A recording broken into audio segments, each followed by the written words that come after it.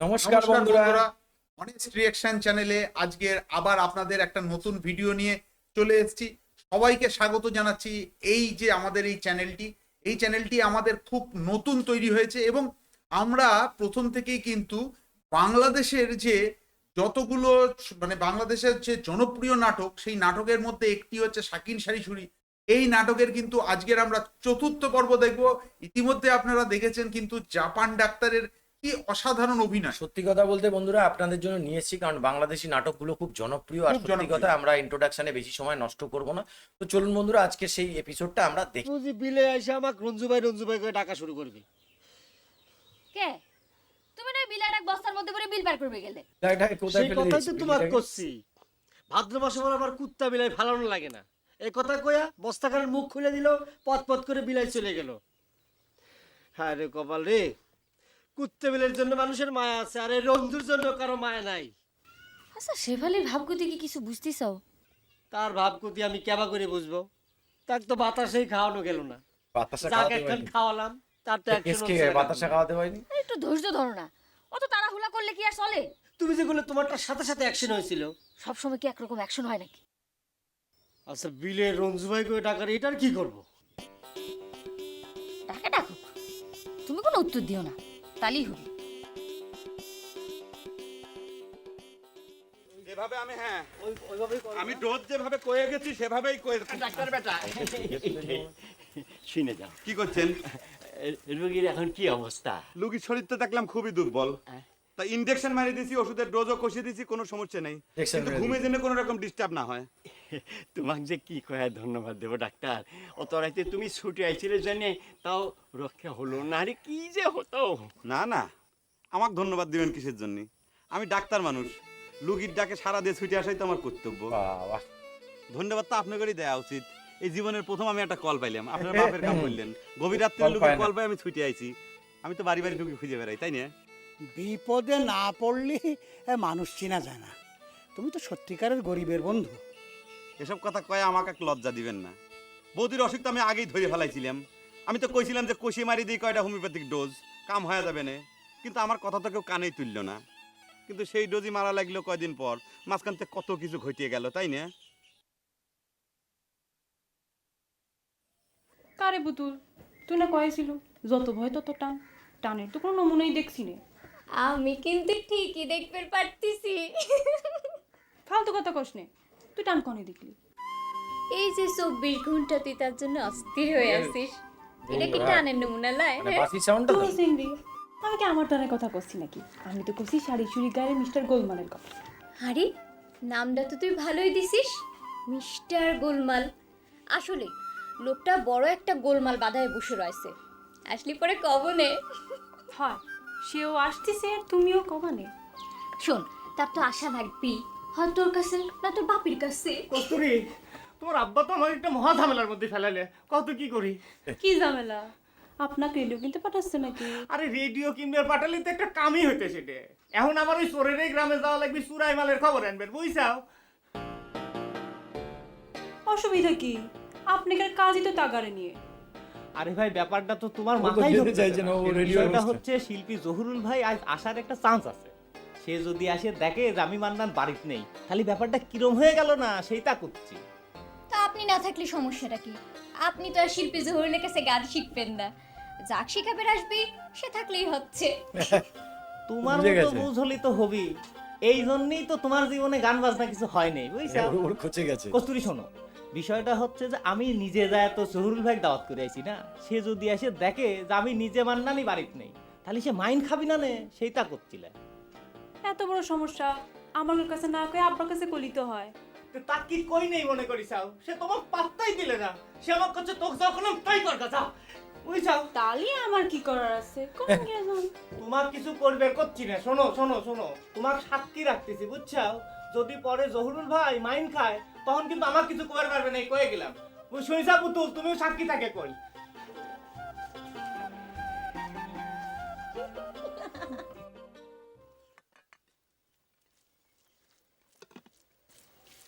মা, তুই আমার বিয়ের কথা কিছু ভাবিস? বিয়ে করবার ইচ্ছা করলে করে ফেলাবে, আমার বাবার কি আছে? এটা কিরম কথা কলু? আমার বিয়ের কথা কি আমি কব?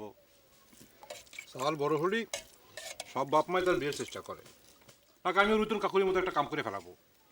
ঢং করিস নে। তোক বিয়ের কথা কয়েক আমি হয়রান হয়ে গেছি, তুই তো বিয়ের কথা শুনতে পারিস না। তখন শুনবে পারিনি, এখন তো নিজমুখী করছি। ঠিক আছে কলু, ভাব মতো মিয়াটিয়া দেখি। তোর মেয়া দেখতে হবি না। হ্যাঁ, মেয়ে দেখতে হবি না মানে? তুই কাক বিয়ে করবো শাশু? এ তুই সব কথা জেরা করিস কে? আমি কি জানি নাকি আমি কাক বিয়ে করব? কথাটা তো কলেম, তাতে বিটার বউ নিয়ে সংসার করা জোগাড় একবার পারিস।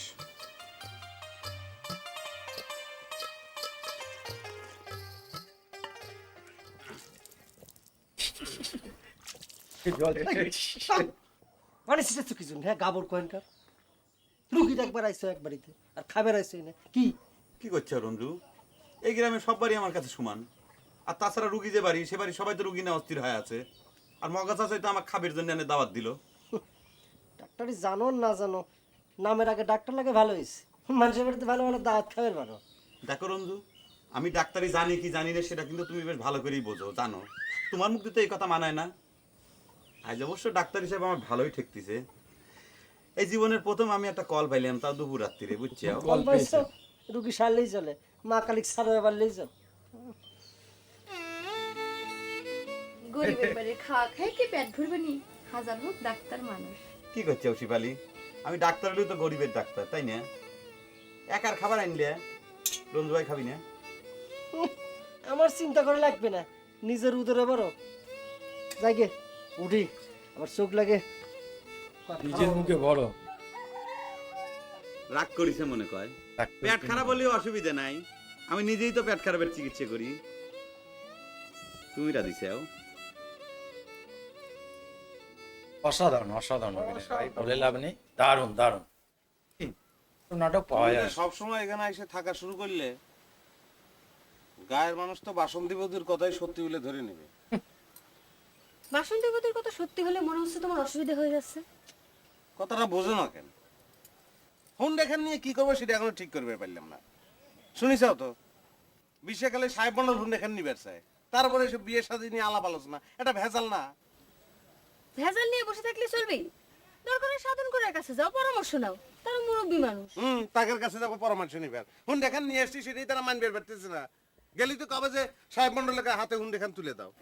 আচ্ছা তুমি কি করবে চাচ্ছ কও দেখি। হ্যাঁ, এরা করে হোন্ডা নিয়ে বসে থাকলে কোনো লাভ হবে না। আমি তো সেই কথা কেন করছি, আমি যে সুস্থ মাথায় চিন্তা ভাবনা করবো সেই উপায় আছে। রাইতে চিন্তা করবো, তুমি এসে হাজির। সকালবেলা এখনো তুমি যাচ্ছ না।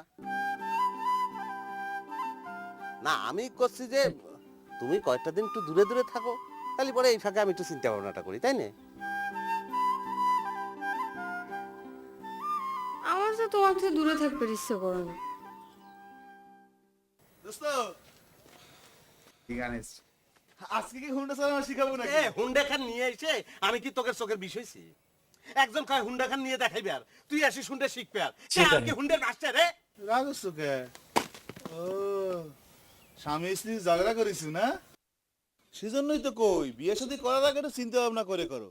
আচ্ছা তোরা ঝগড়াঝাটি মিটে তারপর আমি আসবো না।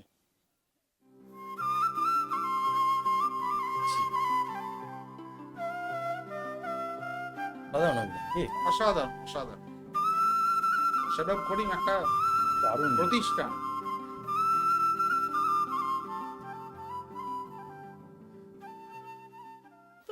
ভালোই ভেজাল হলো দেখতেছি। ভালোই ভেজাল হলো। কেমন মগা তো যাবে না। তুই কি একবার সাহেব মন্ডলের সাথে দেখা করবে? আমার মনে হয় একটু দেখা করবার দরকার আছে, তাহলে সে রাগ করবে পারে। জংশন কাকা ক আমার মনে হয় কি আপনি যান, সে তো আপনারা দেখা করবারই কইছে। তালি জংশন তুমিই যাও। আরে আমি না হয় গেলাম, কিন্তু হুন্ডার কথা আমি কিছু কবার পারবো না। হ্যাঁ, তার মনের ভাবটা তোর বুঝতে কেটে তো হলো। পারবো না। আর না হয় একটু বুঝোয় কয়টা দিন নিয়ে আসলে। বুঝো তো, লোকটা যদি রাইগে যায় অসুবিধা হইবে পারে। আরে আমি একটা কথা বুঝতেছি না, আমরা সব বলে মিলে ওই রুইতল সাওয়ালটাকে এত জোরাজুরি করতে। সে একখান কাম করিছে, একখান জিনিস সে নিয়ে আসে, এখন তার যেখানে মন চায়, যেখানে তার পোষায়, সেখানে সে জমা দিবি। ঠিক বলেন।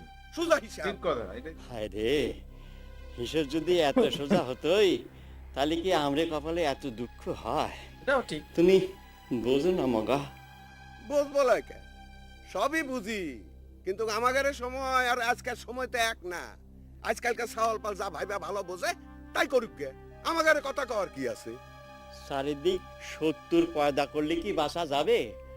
তোমরা সকলে গেদা হয়ে গেলে। গোলাম, তুই একটু রুইতনে আমার কাছে ডাইকে নিয়ে আয় তো বাপু, আমি একটু কথা কয়ে দেখি। আনতেছি, কিন্তু কোনো কাম হবে বলে মনে হচ্ছে না। বন্ধুরা সত্যি কথা বলতে এই নাটকটা যতটা দেখছি তো কিন্তু আমাদের মনের মধ্যে আরো মানে দেখার ইচ্ছা করছে। তো আজকে এপিসোডটা একটুখানি ছিল, এর পরেরটা আবার আর একটুখানি আছে বলে ওইটা দিতে পারিনি পুরোটা একসাথে, অনেক বড় ভিডিও হয়ে যাবে, হাফ হাফ করে দিলাম। তো আপনারা যারা মোটামুটি আমাদের অলরেডি মাত্র 4 জন সাবস্ক্রাইবার হয়ে গেছে তাদের কাছে অসংখ্য অসংখ্য ধন্যবাদ যারা আমাদের ভিডিওটা দেখছেন। তো এইভাবেই আমাদের পথ চলা শুরু হবে। আর আমরা যে আমাদের চ্যানেলে শুধু নাটকের ভিডিও দেবো তা নয়, নিত্য নতুন যেসব গান ট্রেন্ডিং ভিডিও যেসব থাকবে সেগুলোও কিন্তু দেবো। আপনারা আমাদের কমেন্ট করতে থাকবেন, আমরা ভিডিও দিতে থাকবো। তো বন্ধুরা আজকের মতো এখানেই শেষ করছি, আবার কালকে দেখা হবে এই নাটকেরই শেষ এপিসোডটা নিয়ে। ততক্ষণে ভালো থাকবেন, সুস্থ থাকবেন।